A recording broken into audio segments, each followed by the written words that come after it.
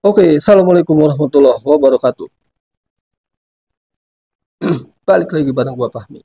Dan pada video kali ini gua ingin mengangkat kisah sebuah tentang film The Insidious. Ya, gua nggak tahu di part berapa dia adanya. Di kalau nggak salah di awal part 1 ya. Insidious bagian pertama, bukan part 1. Nah, kemarin gua udah sempat angkat sebenarnya. Cuman kalau kemarin itu menurut gua kurang lengkap versinya ya. Sekarang gua mau lengkap ini. Karena gua udah nonton filmnya dari awal sampai akhir teman-teman. Dimana di Insidious ini, film ini mengisahkan tentang seorang keluarga yang mana dia mempunyai anaknya kalau nggak salah namanya Dalton.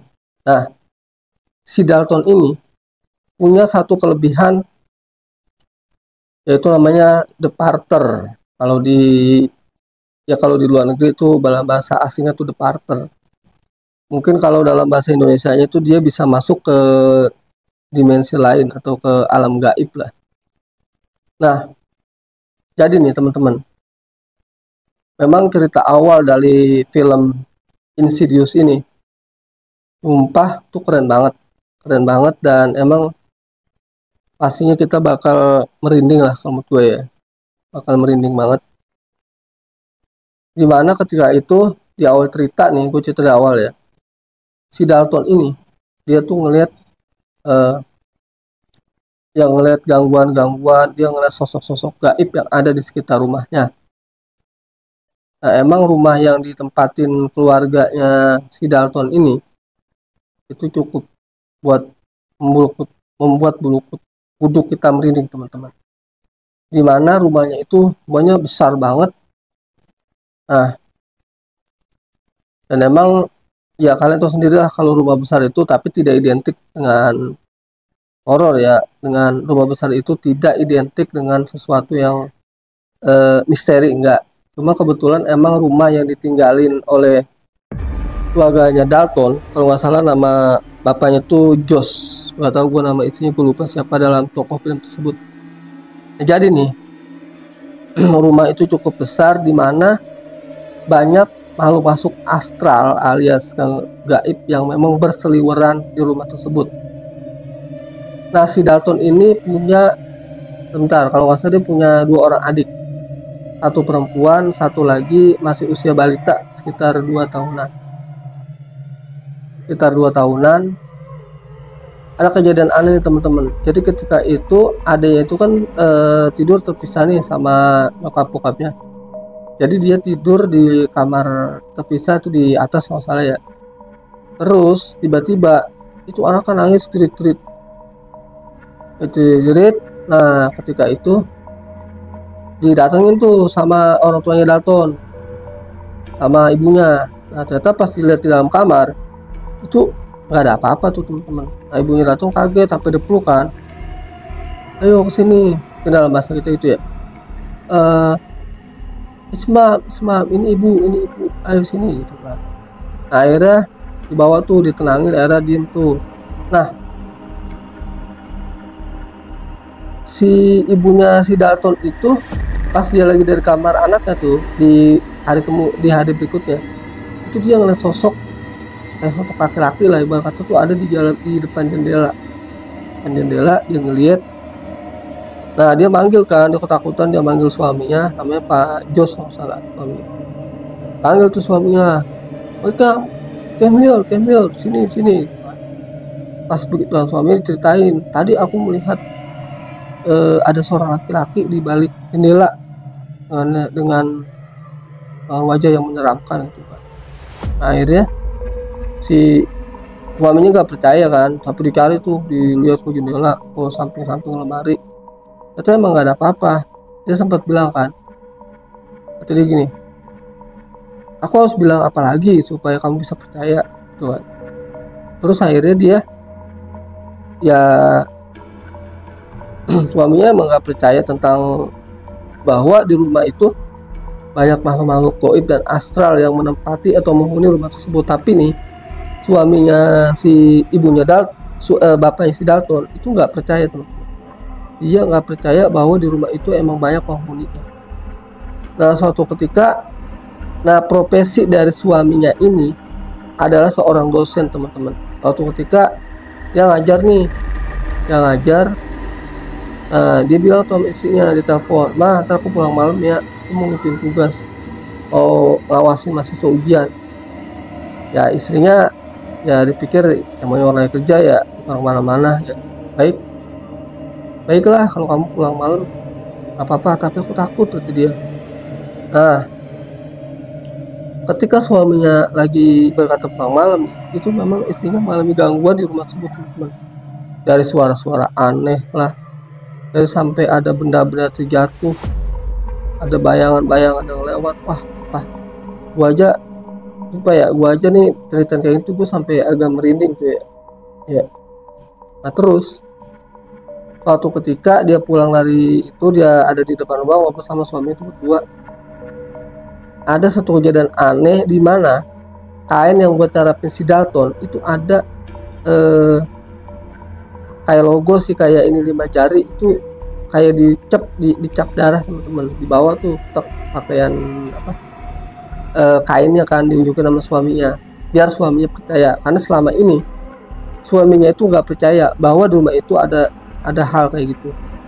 Dibuka, dicerita, dia bilang, "Aku nggak bisa kalau kamu tiap malam pulang selalu telat gitu, karena aku takut di sini, aku ingin pindah." Nah akhirnya dia pengen suaminya dan semua pindah karena dia ngerasa di rumah itu tuh nggak nyaman. Begitu diunjukin tuh suaminya, dilihat tuh ada bercak darah kayak jari lah tuh di kain. Suaminya langsung bereaksi kaget, "Hah, kok bisa? Apa ini bisa ada seperti ini gitu?" Ya inilah, kalau kamu nggak percaya, ini salah satu bukti yang kamu bisa lihat. Oh, bukti gimana lagi, kurang lebih gitulah. Jadi isinya tuh kayak orang kesel.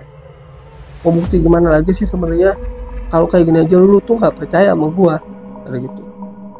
Nah, akhirnya suaminya berpikir dan memutuskan untuk pindah. Nah sebelum dia pindah nih, gue cerita lagi yang kelewat sedikit. Jadi satu ketika si Dalton itu kan akhirnya dia koma nih. Nah sebelum dia koma, dia itu naik ke loteng, teman-teman. Jadi di rumah itu tuh ada kayak loteng tingkat, gua nggak tahu dia ngapain gitu ya, dia nyari apa gitu, nyari benda apa. Dia naik ke atas, bisa naikin ngidupin lampu. Di saat itu kan emang dia sendiri ya, wah itu serem banget, teman-teman. Itu dia teriak-teriak, "Oh!" Nah akhirnya mereka, bapak sambilnya lagi di rumah nih, ada denger tuh kalau salah yang denger suaminya dah, "Dalton, oh, where are you, gimana kamu?" Akhirnya mereka naik tuh ke atas. Dia udah nebak ini pasti ada di loteng. Begitu udah naik ke atas, bener si Dalton ada. Ya lagi kayak orang ketakutan gitu kan, gitu. Nah terus pas sudah didatengin, lampu dihidupin, mau cekrek kan, lampunya mesti tarik kan, cekrek gitu. Ya itu si Dalton diomelin, dimarahin ibaratnya, "Kamu ngapain di sini? Itu bahaya gitu. Kamu naiknya kayak gini, gelap segala macem, ntar ada tikus lah, ada binatang lah atau apalah." Jadi bapaknya masih berpikir rasional. Cuma di saat itu memang mereka nggak tahu. Nah si Dalton itu sebenarnya ketika dia lagi ada di atas loteng itu, dia udah ngeliat sosok gaib di dalam rumah tersebut. Nah begitu dia turun, nah inilah awalnya akhirnya si Dalton sakit, teman-teman. Dia sakit sampai di akhirnya koma, dan itu cukup lama komanya. Ternyata usut punya usut, sakit koma si Dalton ini karena ulah tadi, gangguan makhluk astral. Jadi si Dalton ini kan kayak punya kelebihan indra keenam. Bahkan dia itu kayak, dia tadi dia bisa ngelihat sosok dunia lain di luar kita lah, luar manusia. Bahkan dia ya kayak bisa berkomunikasi, bahkan bisa sampai astral projection yang gua lihat ya. Nah itu tuh si Dalton koma lama. Akhirnya pas begitu pindah rumah juga, pindah rumah nih selanjutnya, dia pindah rumah, ternyata nggak hilang. Begitu dia mau pindah rumah aja, yaitu isinya tuh masih ngeliat bayangan sejalan segala macem. Nah akhirnya suami bilang, "Gimana," kata dia, "kalau misalnya kita manggil paranormal atau ya orang pinter lah bahasa kitanya gitu." Nah kebetulan suaminya punya kenalan nih, perempuan udah agak tua orangnya. Dia punya kenalan paranormal, dipanggil lah ceritanya, dipanggil di situ buat ngobatin si Dalton awalnya, cuman suaminya berharap dia bisa menetralisir rumah yang ada di itu yang dia pindah sekarang, supaya minimal si Dalton tuh bisa sadar, terus ya mereka nggak ada gangguan. Begitu datang terus si perempuan itu emang dia punya kelebihan lah ibaratnya. Dia lihat dia tuh kan tong tong tong tong. Ya emang dia udah ngerasain, dia sempat bilang, saya sudah merasakan energi negatif di rumah ini. Ya akhirnya kan mereka tambah percaya lah ibaratnya. Oh berarti emang ada nih, emang bapaknya, suami udah mulai mulai percaya nih bahwa dia tuh kayak diteror gitu, walaupun udah pindah masih diikutin. Nah akhirnya nih si perempuan tua itu dia mencoba menerawang, ya akhirnya dia kayak diserang juga sama sosok astral yang ada di rumah itu, karena dia nggak suka gitu bahwa kehadiran dia itu ngeganggu lah, ngeganggu si astral itu gitu, si perempuan, makanya dia diserang tuh. Ternyata nih dia tuh nggak bisa nanganin si perempuan, kalau nggak bisa, dia sendiri masih bingung. Nah akhirnya dia ngundang lagi nih dua temennya dia tuh. Dia bawa alatnya itu kayak macam alat vakum lah, kayak orang tuh ibaratnya yang apa sih tuh, yang ada topeng, terus ada ini udaranya, matanya tuh dua, kayak robot lah gitu, kayak orang robot. Nah, ntar gua tampilin. Dia bawa alat itu teman-teman, itu untuk masuk ke alam bawah sadar. Nah di saat itu yang dimasukin alat itu si perempuan tadi, si perempuan yang si orang pintar itu lah ibaratnya. Nah di situ dia dikoneksiin, disambungin sama si salah satu laki-laki, ada dua nih. Ya dimana dia nulis sama gambar tuh, jadi dia tuh punya kelebihan bisa nulis apa yang terekam oleh si perempuan tadi, komunikasi gaib lah istilahnya, ditulis sama dia tuh, ditulis sama dia. Semua yang gue baca ya dalam film itu help me, tolong saya, tolong saya. Jadi semacam kayak dia tuh sebenarnya, si Dalton itu sedang minta tolong itu, tolong saya, jangan koma tuh kemarin, tolong saya. Nah akhirnya ternyata begitu begitu alot tuh meskipun atuk sampai dia terpental dan nggak bisa, bahkan malah sosok itu malah nampilin tuh, malah nunjukin eksistensi, kasarannya ya lu nggak bisa lawan gua gitu. Dicari cara lain. Nah ternyata sebenarnya obatnya itu ada di bapaknya, Pak Jos, Tuan Jos. Ternyata si Tuan Jos ini dalam bagian akhir film ini ya, itu dia dimasukin, dia tuh disuruh apa sih, masuk ke dunia asal. Jadi kalau bahasa itu tadi asal projection, dia itu kasarannya apanya ya, bukan ruhnya, apa sih kalau misalnya itu yang ibarat itu kayak dirinya dia tuh membelah dua. Aduh apa sih namanya ya, ya bukan ruh ya, apa sih namanya itu, intinya ntar gue inget lah. Intinya kayak macem sisi gaib si laki-laki itu, orinnya lah atau apanya itu keluar tuh dari tubuh dia, sampai dia tuh bisa menemukan si Dalton itu. Nah sebenarnya tujuan dari si yang orang nenek-nenek tua itu, yang si paranormal itu, dia tuh untuk nyelamatin si Dalton agar bisa hidup lagi selama dia koma yang cukup panjang. Itu obatnya cuma bapaknya tuh si Jos. Nah akhirnya si Jos, Pak Jos itu dimunculkan tuh, dimasukin ke alam bawah sadar, dia dibawa ke astral projection, dan dia ketemu sama si Dalton. Si Dalton tuh sampai nunjuk tangan begini nih, tok tuh kan.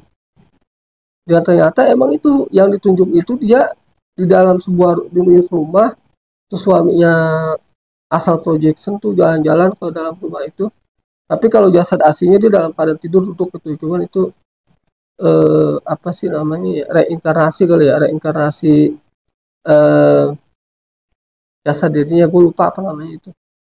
Ya, kalau tahu nanti bisa di komen ya apa namanya gitu, kalau ada orang asal projection sementara jasadnya ada, apanya itu dia lupa.